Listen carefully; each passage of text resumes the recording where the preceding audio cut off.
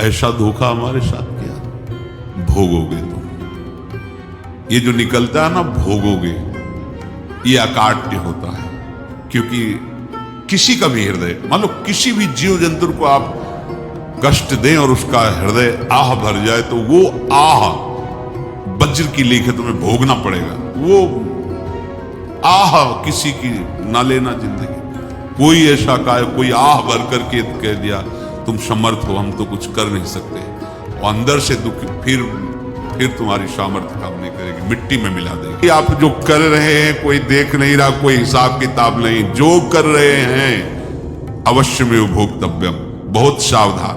जीव स्वयं नित्य निरंतर कर्मों के जाल को रच रहा है और अपने आप को बांध रहा है। आपको मुक्त होना है, बंधना नहीं है। जीव का जन्म कर्मों के अनुबंध से होता है, कर्मों के बंधन से होता है, और उसको अपना ऋण चुकाना होता है। कर्मानुबंध ये बहुत सूक्ष्म विषय है।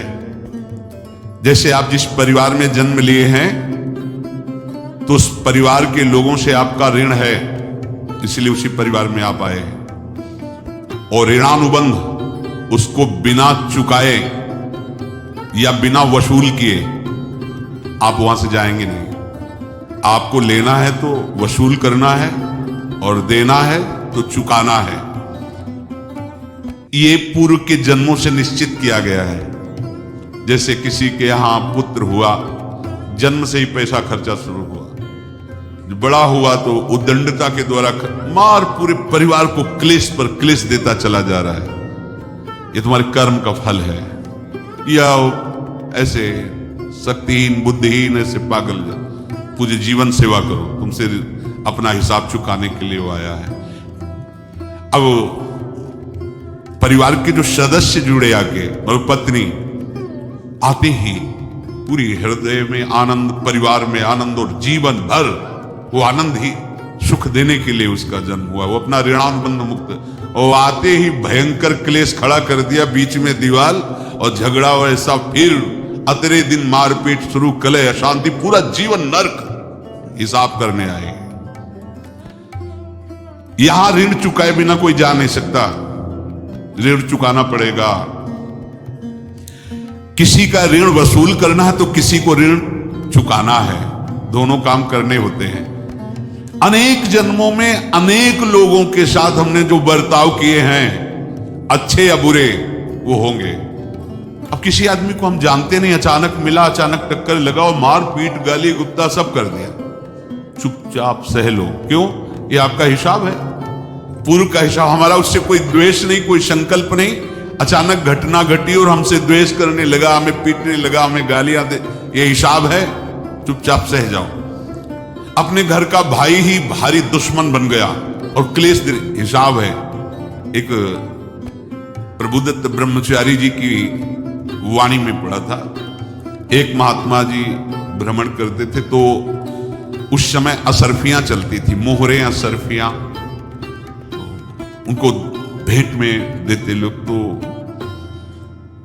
या तो ठाकुर सेवा में लगे तत्काल, या संत सेवा में तत्काल लगे, उसका संग्रह करके डोलना ये ठीक नहीं है बैरागी के लिए, सिद्धांत में ये ठीक नहीं है। तो जब 2, 4, 6, 8 ऐसे मोहरे हुई, तो उन्होंने विचार किया कि और भ्रमण करके जब काफी मोहरे हो जाएंगी, तो प्रयागराज में जब कुंभ पड़ता है, एक बार पूरे सब अखाड़े के संतों को, अलग अलग संप्रदाय सब संतों को बुलाएंगे और सबको पुआएंगे।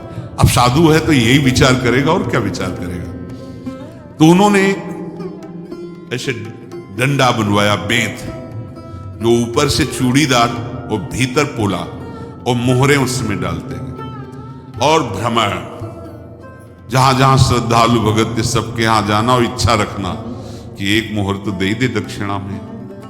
कामना कोई भी हो वो बांधती ही है, ध्यान रखना। इसीलिए प्रभु जो चाहे वो करे, अपनी चाह नहीं रखनी चाहिए, अपनी चाह प्रभु की चाह में मिला देनी चाहिए। धीरे धीरे वो छड़ी भर गई, भ्रमण करने वाले महात्मा चूड़ी लगाई, इंतजार करते रहे। जब प्रयाग का कुंभ पड़ा तो चले। तो रास्ते में एक गांव में पूछा जाता है, जैसे कहीं रुको कि कोई श्रद्धालु ऐसा है जो संत सेवी है। तो कुछ लोगों ने बताया, हाँ एक परिवार है, बहुत संत सेवी है और आपको मिलाते हैं उनसे। आइए महाराज, घर में रुका,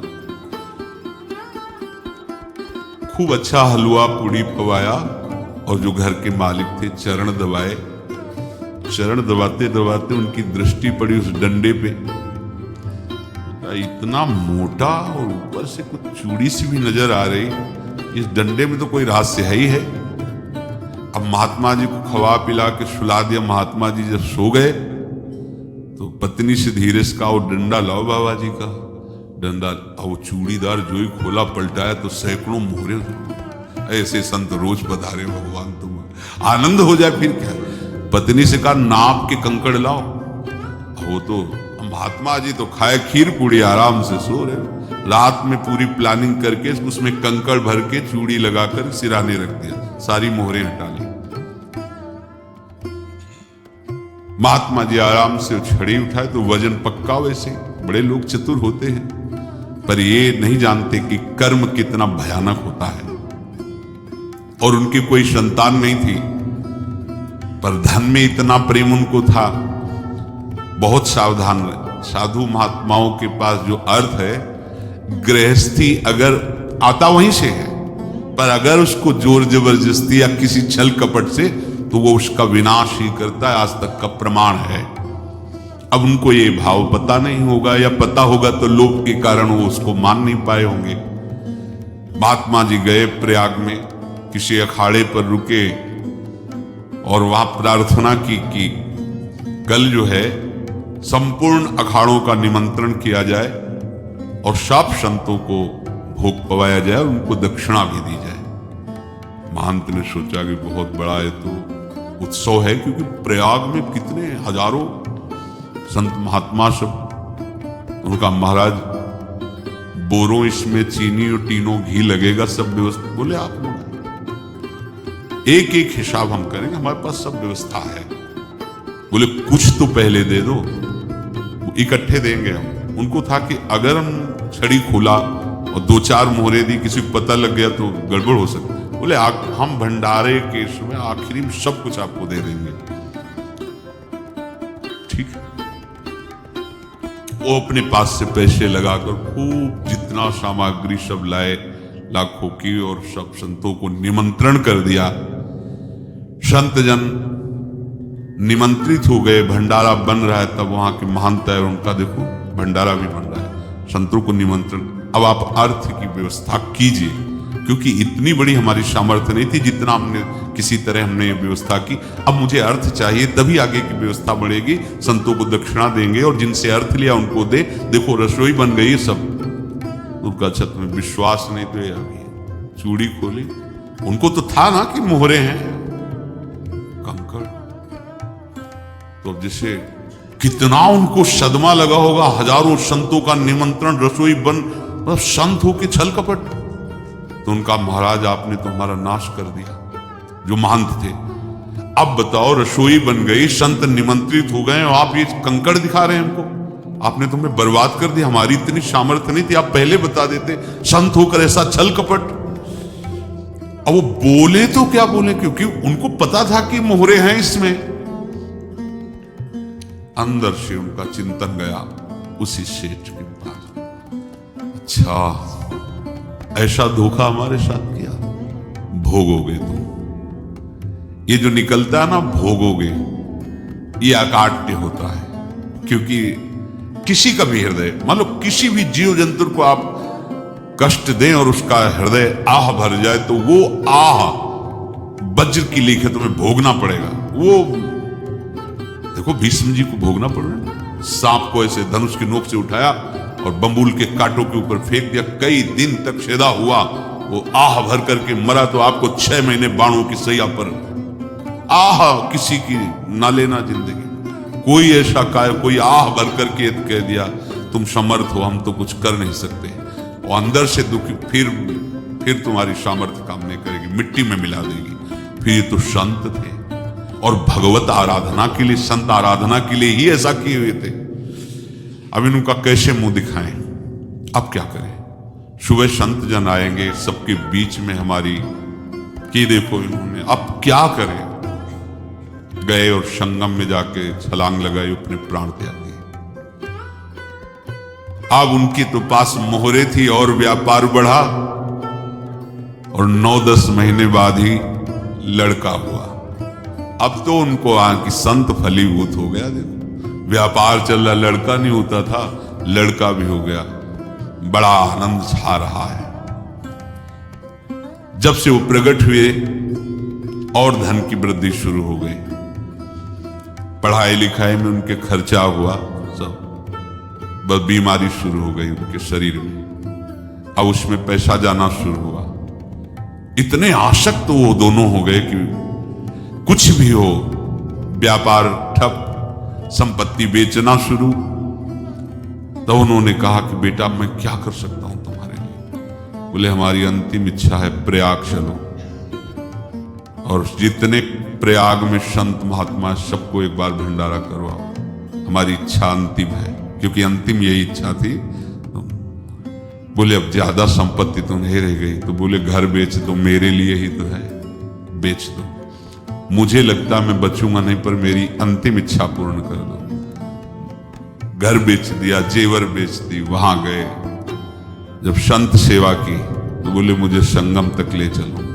संगम तक ले गए और बोले समझे तुम चुराए थे और हमने उसको छीना है, कुछ नहीं रह गया तेरे पास कुछ। अब केवल ममता और आसक्ति में जलकर मर और नरक प्राप्त कर। मैं वही महात्मा हूं जिसकी तूने मोहरे ली थी, शरीर छोड़ दिया। महात्मा को जन्म लेना पड़ा और इनको दुर्गति भोगनी पड़ी।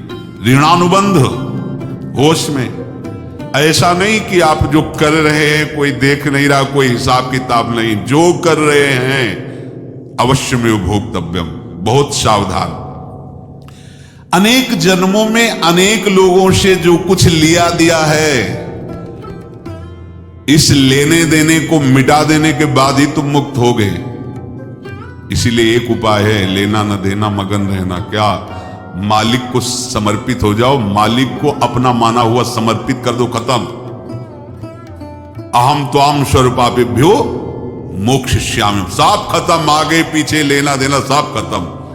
एकादश स्कंद में भगवान श्री कृष्ण चंद्र जी ने कहा जो मेरे चरणों का आश्रय लेकर भक्त मेरा भक्ति करता है, उसके पितृ ऋण, मातृ ऋण, देव ऋण, ऋषि ऋण, सब ऋणों से मैं मुक्त कर देता हूं। बस यही एक उपाय है जो इसके बंद करने का उपाय भक्तों के लिए है। वो यही है, भगवान की शरण में होकर अपना माना हुआ पूरा भगवान की अर्पित कर दो। अर्पित करने का तात्पर्य उसमें अहम हटा दो। तो दियम वस्तु गोविंदम तुभ्यमेव समर्पये।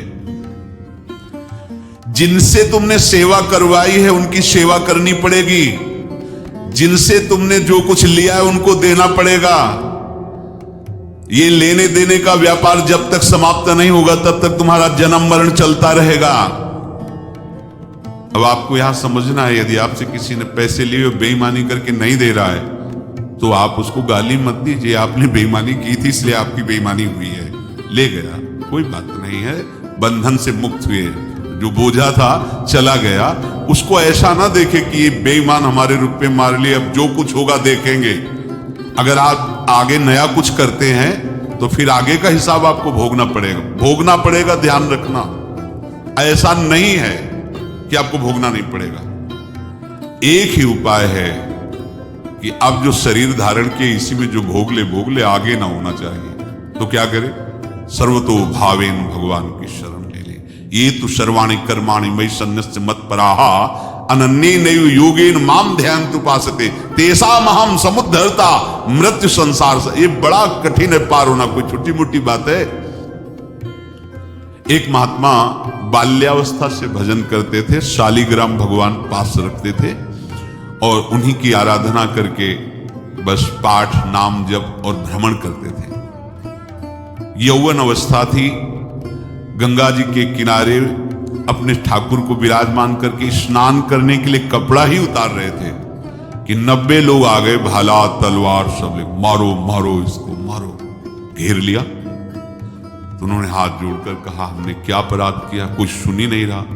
तो उन्होंने कहा मार तो डालोगे ही आप 90 लोग, हम कोई अस्त्र शस्त्र तो लिए नहीं, एक बार हमें गंगा में डुबकी लगा देने दो और अपने ठाकुर को स्नान करा देने दो, फिर इसके बाद आप मार देना। भगवत इच्छा से वो लोग रुक गए, स्नान किया और अंदर से प्रार्थना की, प्रभु ये क्या लीला है आपकी, आपके सिवा मेरा कोई है नहीं और ये मुझे मारना चाहते हैं। तो भगवान ने जानते हो क्या कहा उनके अंतर में, तुम मेरे में ध्यानस्थ हो करके शरीर को छोड़ो, ये लोग मारेंगे, ये मेरे भजन का फल है कि तुम्हें 90 जन्म नहीं लेना पड़ेगा, एक ही जन्म में 90 मिलके, तुमने 90 हिंसा की थी पूर्व में, तो तुम्हें 90 बार जन्म लेना होता और एक एक करके मारते। ये मेरे भजन का प्रताप है कि एक बार में ही 90 का हिसाब हो जाएगा। तुम आंख मूंदो, मेरे ध्यान में मगन रहो, मेरे प्रताप से तुम्हें कोई चोट नहीं होगी और स्वाभाविक मूर्छावस्था में प्राण तुम्हारे छूट जाए। ऐसा ही हुआ, ऐसा हुआ। तो आप महात्माओं ने दिया कि तुम्हारे वंश का इससे विनाश होगा। तो भगवान भी परम धाम जा रहे तो उसी कील से, बाण की नोक में जो मछली लील गई थी छोटा कण, उसी से की नोक बनाई और उसी नोक प्रहार किया। भगवान के श्री चरण में वही बाण की नोक लगी और भगवान ने स्वीकार किया ना। भगवान का बड़ा लीला विचित्र है। अगर छुप करके उधर रामावतार में बात, तो इधर स्वीकार किया है भगवान ने। ऐसा कहीं नहीं दिखाया कि मैं भगवान हूं तो मैं अपने लिए, ऐसा नहीं दिखाया। नारद जी का हित किया पर नारद जी ने श्राप दिया तो भगवान ने स्वीकार किया। बंदरों ने ही सहायता की, जैसा बोले थे वैसा। ये लीला इस शरीर में भोगनी पड़ेगी। हाँ, ज्यादा को कम में भुगता देंगे, पर अब अगला शरीर ना मिले इसके लिए सर्वतो भावेन भगवान के आश्रित हो जाए। जैसे आपने दुकान फैला रखी है तो उसमें दो काम होते हैं, लेना और देना। किसी को उधार दिया है तो हमें उसे लेना है, और कोई नगद देकर सामान ले रहा है तो उसे सामान देना है, या उधार लिया है तो हमें उधार देना है। अब अगर दुकान बंद करनी है तो तुम्हें देने वालों पर जोर देना है, लेने वालों पर जोर नहीं। लेने वाला तो जाओ हम क्षमा किया, समर्पित किया, हमारा कोई संबंध खत्म हो जाए, वो खुशी हो जाएगा। लेकिन देने वाला तुम अगर दुकान भी उठा दोगे तो जहां भी रहोगे तुम्हारे पास वो आएगा, लाइए हमारा। तो देने पर नजर रखिए, जिसका जिसका हिसाब है वो आपके सामने आता जाए, हटाते जाओ। लेने पर नजर मत रखिए और दुकान फौरन उठा दीजिए, नहीं अगर लेते देते रहे तो चलता रहेगा। आगे चलकर कुछ लेना न देना, मगन रहना बस अपने प्रभु के चिंतन में। अब हम कैसे जाने कि किसको क्या देना है, हमें क्या पता। तो हम पूरा हिसाब जिनको पता है उनको दे देते हैं, समझ रहे हो, उनको पता है क्या लेना है क्या देना है। इनके पास पहुंच गए सरकारी हिसाब से सब बराबर कर देंगे। हमको अपनी जिम्मेवारी इनकी चरणों में समर्पित कर देना है, तभी हम जीवन मुक्त होंगे। ये रहस्य की बात है। जिस समय आपके हृदय में भगवत प्रेम का प्रादुर्भाव होगा तो लेश मात्र कभी तुम्हें दुख नहीं भोगना पड़ेगा। प्रेम का प्रादुर्भाव होते ही दुख का नाश हो जाता है, महासुख। जब प्रेम का प्रादुर्भाव होगा तो समस्त पाप भस्म हो जाते हैं, अशांति नष्ट हो जाती है, संसार ज्वाला स्पर्श भी नहीं कर सकती है। जब भगवत प्रेम का प्रादुर्भाव होता है तो हो सकता है उस उपासक के जीवन में दुखों का पहाड़ टूट पड़े, परिवार खिलाफ, शरीर रोगी, अव्यवस्था, बहुत बहुत कुछ, सब कुछ। कह रहे हैं इतना सब होने पर भी उसके हृदय में कोई भी दुख नहीं होता। ऐसा सामर्थ्यशाली भगवत प्रेम है। भगवान के चरणारविंद का जिसके हृदय में प्रेम है, भारी से भारी दुख भी उनको विचलित नहीं कर सकता।